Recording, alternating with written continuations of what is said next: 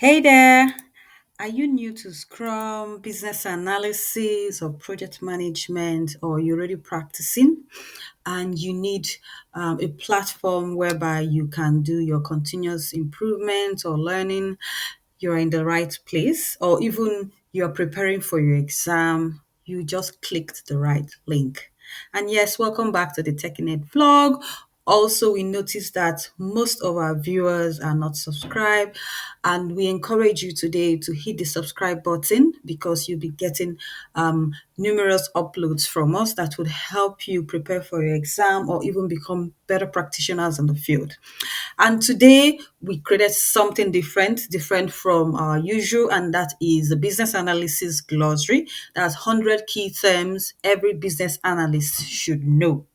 And yes, this will take us about an hour and half or so, or even less. But let's see how that goes, okay? Now, the first thing we are going to look at is business analysis. So we've created this in such a way that it will be easy for you to understand, easy for you to remember. Okay, it's nothing technical. Okay, so the first thing we have here is the business analyst or business analysis. Yes, business analysis is the ultimate secret weapon for solving problems and driving value. It is also about understanding what a business needs and figuring out how to make it happen.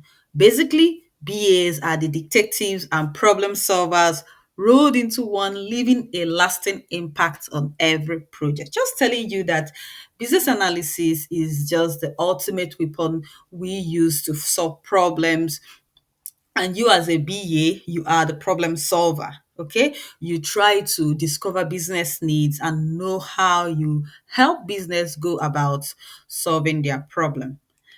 Then analyst. The BA is the bridge between the stakeholders, the tech teams, and the business goals. So you as the BA, you are the bridge between the stakeholders, the technical teams, and the business goal. Their job is to ask tough questions, uncover real needs, and make sure solutions deliver value. Think of them as translators between business speak and tech speak. So now, why you are the go-between is there are some technicalities that the business area may not understand. So you are there to, explain those to business, and at the same time also communicate business needs to the technical team. Enterprise. An enterprise is an organization or system of organizations working together towards shared goals. It is a playground where BA magic happens, navigating people, process, and policies. So the enterprise is just the organization where everything happens. Okay, that is where you have the BA playing the key role of being the go between the business and the tech team, and also at the same time navigating through business process and enterprise policies.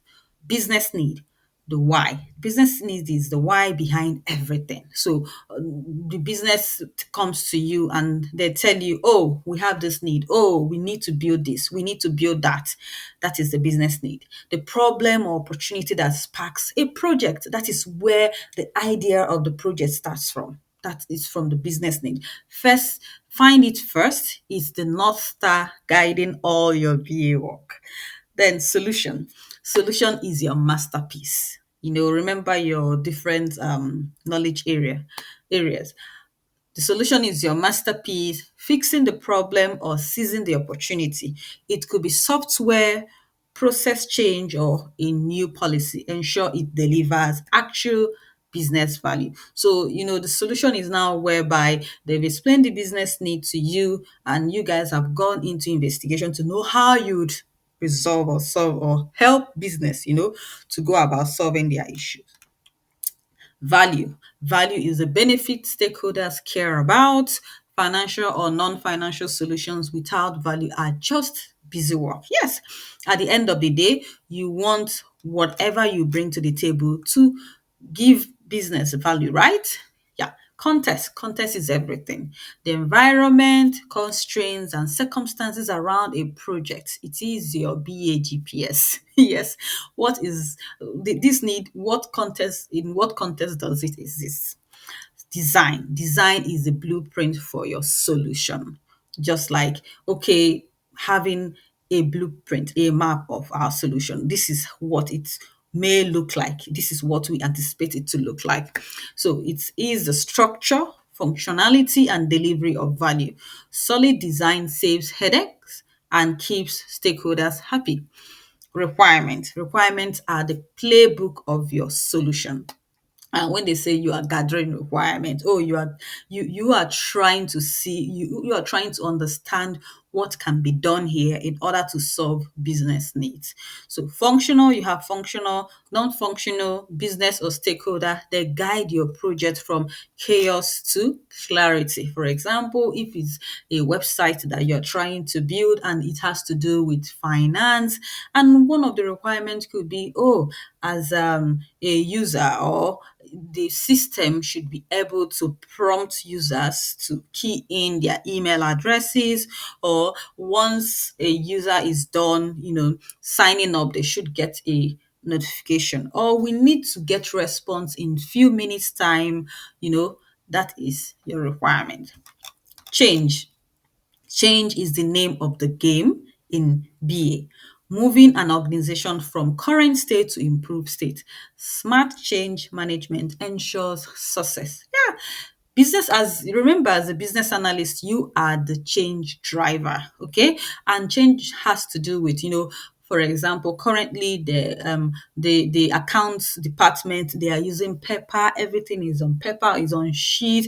You have paper flying all over the place, and they want to move from paper to having everything on a database. So that is a huge change. So they are moving from their current state to an improved state, right?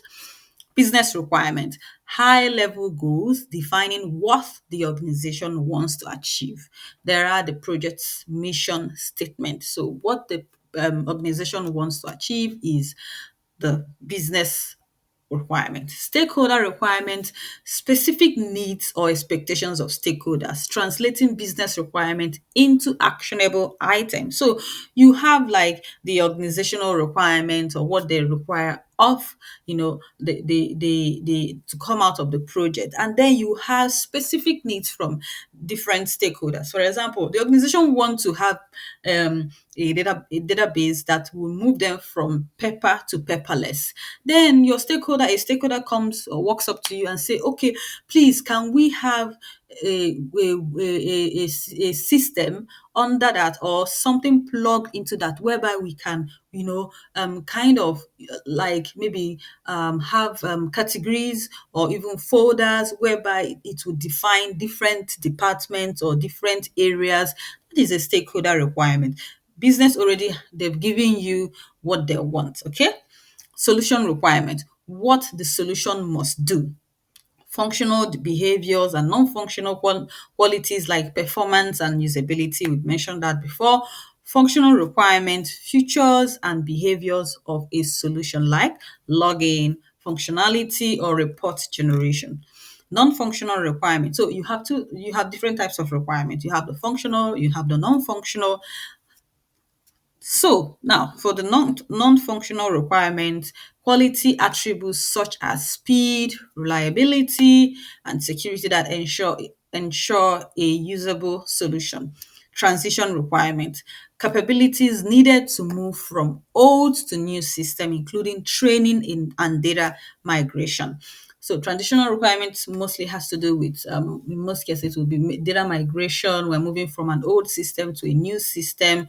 Regulatory requirements, whenever you hear regulatory, you think law and order, and you think like, okay, we must do this, or we get a fine, or we get shut down and stuff. So mandatory compliance rules, standards, or laws that the solution must meet. Business rules, Constraints governing decisions and actions in processes, ensuring consistency and correctness. So whenever you hear business rules, it's telling you, okay, for example, you are building a solution for a financial institution, maybe a bank, and they say, oh, unfortunately, we cannot have a situation whereby we send notification to users without their consent. That looks more like a regulatory requirement because you cannot, bother people. It's not right for you to bother people without getting their consent. That is why on some websites they would need you to, sign up for newsletters and all whatnot. So yeah, that could act as a regulatory requirement. Also, another thing is informing clients about maybe their account or what it goes on their account and stuff like that. So, business rules, constraints governing decisions and actions in processes, ensuring consistency and correctness. Traceability, we've done this before. You can check out our video about traceability.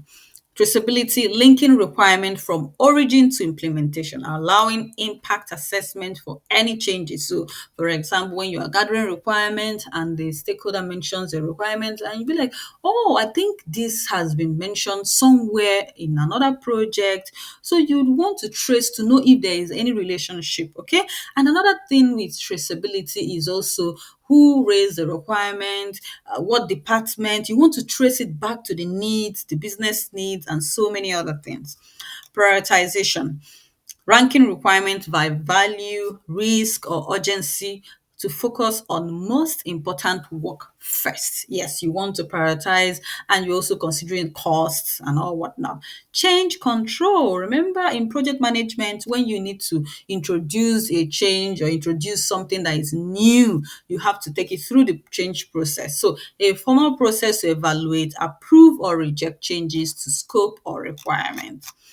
Now, change requests, that is a CR, a documented proposal to modify a requirement or scope reviewed and approved through change control. So whenever there is a new change that your business comes forward with, you would need to raise a change request so that you start that process of evaluating if this change should be a go or no go.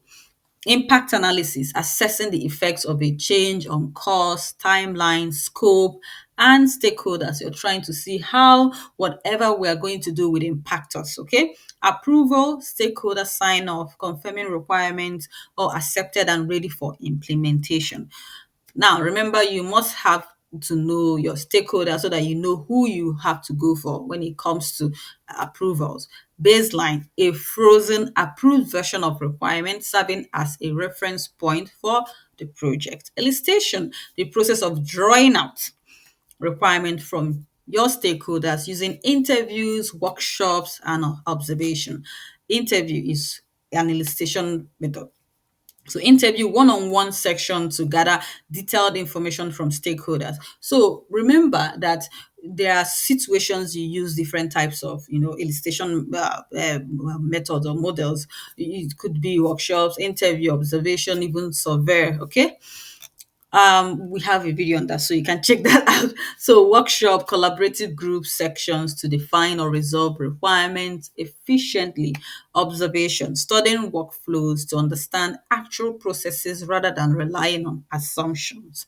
So observation, okay, let's say workshop can come in whereby you have a group of people maybe in the same department and you guys come together and workshop and try to, draw out requirements from them. Observation is now when you have to go into the factory, go into the plant, go to the office to observe how they do things so that it gives you a better understanding of what is being done currently. Survey or questionnaire, written methods to gather broad input from multiple stakeholders.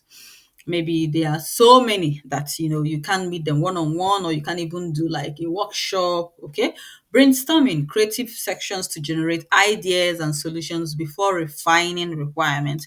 Focus group, yes, this is where you have a smaller group when it comes to gathering requirements, or even when it comes to approving and so many other things. So guided discussions with selected stakeholders to collect opinions and experiences.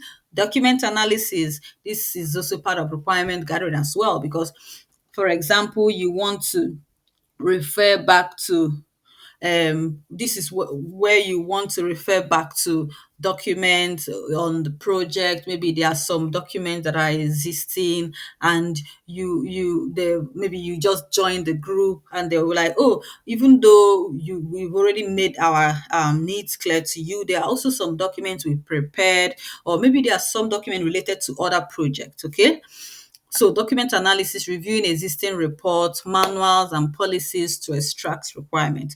Prototyping, visual or functional mockups to clarify requirements and gather feedback early. So now, let's go through this prototyping again. Visual or functional mockups to clarify requirements and gather feedback early.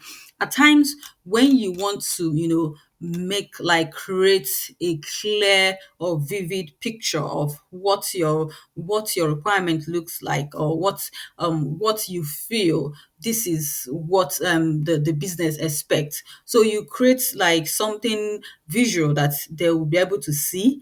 It will give them like a demo of what you guys are expecting at the end of the day.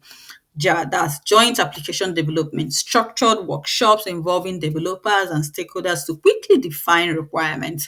Facilitation, guiding group discussions to keep them productive and focused on outcome. For example, when you are having a meeting, when you're having a workshop, you are the facilitator. So you are doing facilitation. So stakeholder analysis, identifying stakeholders, their roles, influence, and interest to engage effectively. So whenever you come on a project, remember one of the foremost things to do would be your stakeholder analysis, so that you know who is who. Okay, especially when it comes to approvals, requirement analysis, and design definition. That's structuring, modeling, validating, and defining solution designs from requirements. We've also done this. You can check out the video on it. Modeling, creating diagrams or visual representation of requirements to improve understanding. For example, when you go to business and they tell you, okay, they explain the current state. For example, okay, we write the client comes into the office, we put down their name, we then move them to another office and stuff like that. They've explained it to you. Now you put it in a visual form, so that you would understand the current process. Then you now start thinking about the future process. Verification versus validation. Verification ensures requirements are defined correctly. Validation ensures they meet business needs. These are very important terms. As is process, what is done currently. To be process, what we are looking at in the future. Okay? So documenting the current workflow to understand starting point. To be process, defining the future workflow to achieve improvement and goals. Gap analysis, comparing as and to be process to identify improvement opportunities. Business process model and notation, standard notation for visually representing business processes. Use case, scenario describing interactions between users and the system to achieve a goal. This is very, very important that you know it. So use case, scenario describing the interaction between users and the system to achieve a goal. For example, stating what you as a user will do on the system in order to achieve something. Okay? User story, agile format. As a user, I want to do this so that I'll be able to get my notification, I'll be able to get my balance, value focus requirement. So acceptance criteria, conditions that must be met for a requirement or user story to be considered complete. For example, when you draw out or when you create your requirement and you say, okay, we need to see the outline for those that have registered for this course, and the acceptance criteria would be that you are able to click this, and when you click this, it pulls the name of everyone registered for this course. That could be your acceptance criteria. So that means that if this happens, this test has been passed, or this test is correct. Now, flow chart, visual representation of processes and decision points. ERD, entity relationship diagram showing entities, attributes, and relationships in data modeling. UML, unified modeling language, standard language for modeling systems, including use case, class, and activity diagrams. Class diagram shows system structure, objects, attributes, and relationships. Sequence diagram illustrates interactions and order of operations between components. These are just ways of representing business needs and process and all whatnot. So data dictionary, centralized definitions and description of data elements. Wireframe, visual layout of a user interface showing placement and functionality. Storyboard, step-by-step visual mapping of user interactions and workflows. SWOT analysis, identifying strengths, weakness, opportunities, and strengths for planning. Pareto analysis, the 80-20 rule for focus on the 20% of tasks, delivering 80% of value. If you can read that up, that would be great.